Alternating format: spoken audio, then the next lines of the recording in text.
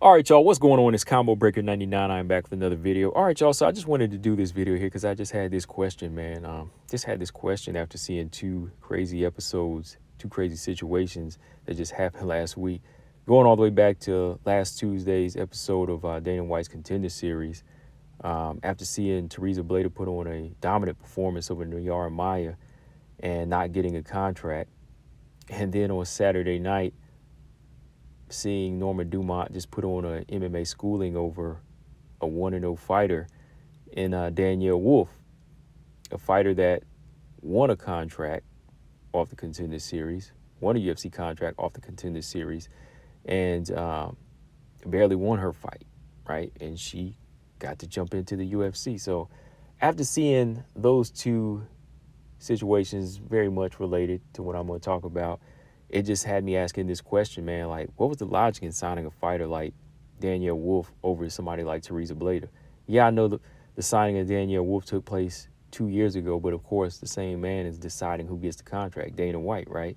So for me, I'm just trying to understand, like, what is the point of signing somebody like Danyelle Wolf who doesn't have any experience versus a young fighter with more experience? And Dana White's argument to me just didn't make any sense that Tuesday night because he says Tereza Bleda needs more experience. Does she really? After seeing that performance that she put on, did she really need more experience according to Dana? Especially whenever he signed somebody like Danyelle Wolf who had no experience going in? Right? Does that really make sense? Like, I'm just trying to understand it. Like, I'm just really trying to understand that because somebody that's coming in and 1-0, that's kind of dangerous for them because they're not going to be prepared for what's to come in the UFC. Because even though we talk about some of these unranked fighters and some of these unranked fighters we say can be on the chopping block or in any division, they still had some type of skill and some type of experience and some type of skill set to get signed to the UFC. So they're still dangerous fighters, right? It takes a special fighter to get signed in some cases, right? But in this situation, I was just like, Danyelle Wolf, like, she's coming into the Contender Series 0-0. Okay, this is new. And then when she barely wins her fight, you're thinking that, okay, Dana White's probably going to say, okay, she needs more experience. But then he gives her a contract. And it can't be to fill up the featherweight division because there's still nobody in the featherweight division. So you're just thinking, like, why would you give that person the contract and then jump 2 years later after watching somebody like Tereza Bleda just 30-26 a girl in the Wmma and showcase her ground game, which is what she's known for, in my opinion. After she's done putting that performance on, you would think that you would want to sign that fighter to, your one of your most competitive and growing divisions right now in the women's flyweight division, right? You want to sign that type of fighter, but no, he says she was a 6-1 fighter, but she didn't fight like one, and she needs more experience. He says, I didn't see the striking that she was known for put on display. He said maybe it was nerves, but she didn't fight like a 6-1 fighter, so she needs more experience. So in my opinion, I'm like, okay, off of what I've seen and, just studying Tereza Bleda, I've never really been the one selling her off of her striking. Like, her striking's still growing, still a little bit green. But every time I've seen her fight, I've always thought she was a good grappler. She was physically strong. She's a good clinch fighter, great on the ground with her jiu-jitsu. That's what I knew her for. That's why going into the fight, when I saw what she was doing, I was like, yeah, this is what's going to happen. Because I predicted she win a dominant decision. I didn't think she was going to go in there and knock Maya out or anything like that. Maybe possibly a submission, but I knew that she was just going to go in there and dominate her opponent because that's what she does, right? But just because she didn't score a knockout or even a submission or a finish, I don't think that's fair enough to say, okay, this girl needs more experience. Like, what does she need more experience in? I mean, I know what she needs experience in, but just as a rhetorical question, like, what would she need more experience in off of that night after putting on a 30-26 performance against the level of opponent you put her in there with, right? Just doesn't make any sense. She did what she was supposed to do, and then some. Now, again, you compare it all the way back to 2 years ago against to the Danyelle Wolf signing. Like, doesn't make any sense. What did Danyelle Wolf do that was so spectacular that night that she doesn't get the same standards of judgment as a fighter like Tereza Bleda? What did she do that night? Nothing, right? Nothing. Or if you want to go back a couple weeks, Dudakova. Dudakova just got signed, strawweight, good fighter. She got her contract. I thought, okay, that's fine. She got dominated. I think it was the second round. On the ground, she was seeming to have some trouble in her fight. Looked okay, looked like a good fighter. But if Dana would choose not to sign her and said she need more experience, I would have understood. Yeah. Then going even further back, bantamweight Haley Cowan. She's about 30, 31 now. And, she came away with a split decision win again in her fight against Lecce. And he said that she possesses an it factor.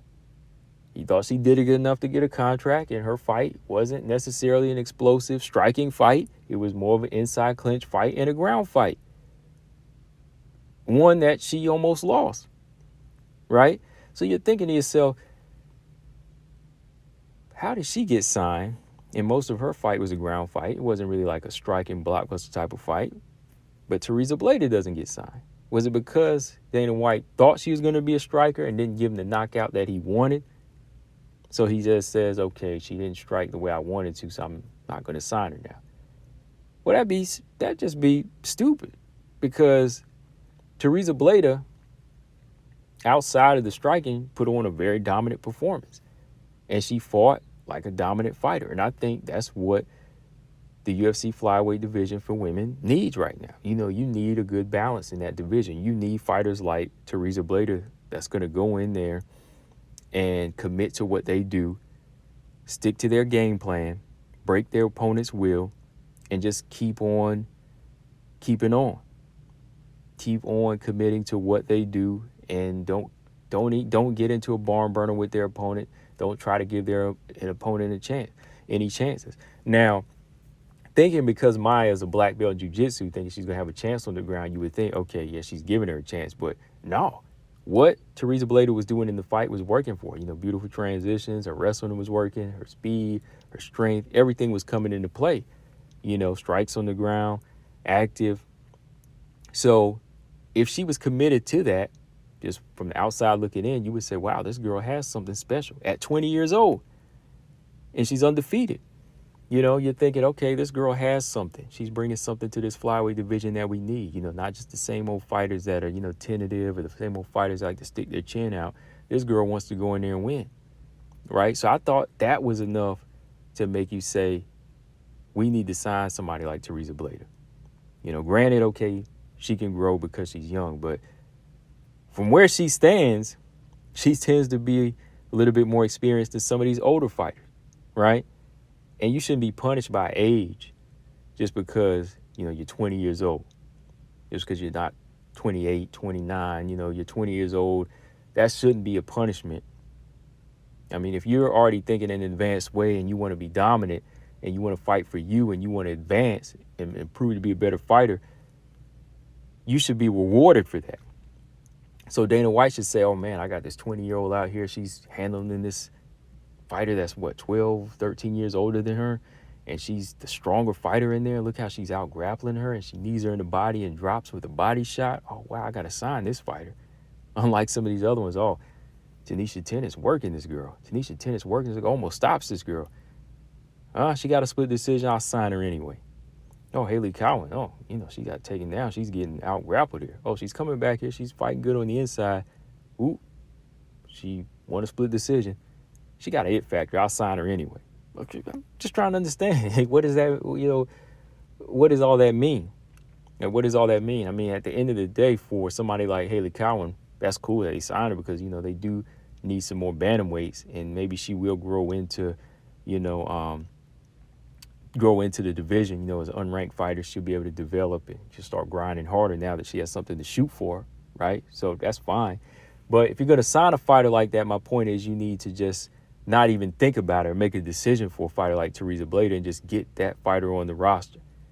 You need those type of fighters. Like I said, the division right now needs a balance.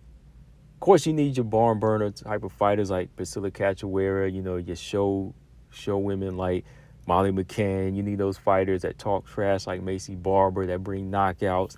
But you need your fighters that are going to give the champion Valentina Shevchenko a run for money or possibly pull off an upset. You need more Manones, Blanchfields, Firos, Tyler Santos. You need more Manones, Blanchfields, and Tyler Santos. You need more fighters like that. Because if you don't, a lot of people are just going to feel the same way about the division and just say, okay, this person's exciting.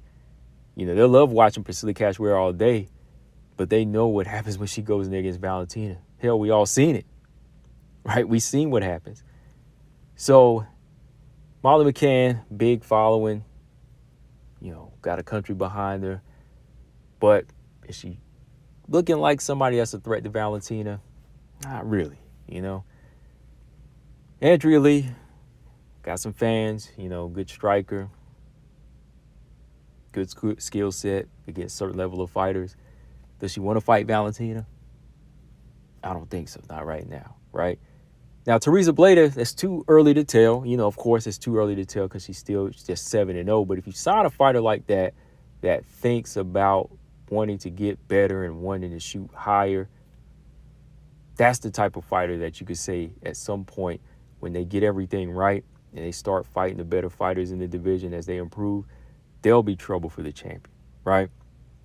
I'm not saying she is right now, but let's see how she grows. Like, you sign her. Let's see how she handles fighters like Juju Miller. Let's see how she handles J.J. Aldridge, then Casey O'Neill, then Andrea Lee, then Viviana Araujo, right? And as she grows and she goes through those fighters with a 4-0 win streak, you go, oh, wow. This one might be it. Like I said with Tyler Santos. So you can't, to me, just say, oh, this fighter needs a knockout, or they didn't give me the striking, and say, oh, that's not enough. We can't sign him. You just can't do that. I mean, of course, it's Dana White. He knows he knows his whole agenda at the end of the day for him. That's what he's going for. He's trying to bring in the fighters like Tereza Bleda and so on. But I just think that this one is a big miss right here. Especially when you compare it to some of the fighters he have signed and they just kind of blew up in his face. Especially like Danyelle Wolf, 0-0 in the Contender Series.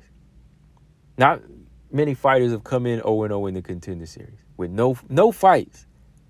No fights, and they come into the Contender Series and they get a contract off a split decision that he himself says she didn't win. I don't understand, But it's Dana White, so you can't really try to make heads or tails of it anyway. Let me know, guys, what y'all think. I mean, final thoughts. Eventually, she'll get there. We'll talk about Tereza Bleda a little bit more over here. But as a fighter, just to push these dominant fighters like I usually do, the ones with skills like this. Tereza Bleda, I think, is definitely blessing in disguise. I'm going to keep saying that because at 20 years old, she can grow. But I don't think she should be punished just by seeing her age and saying, oh, she's too young.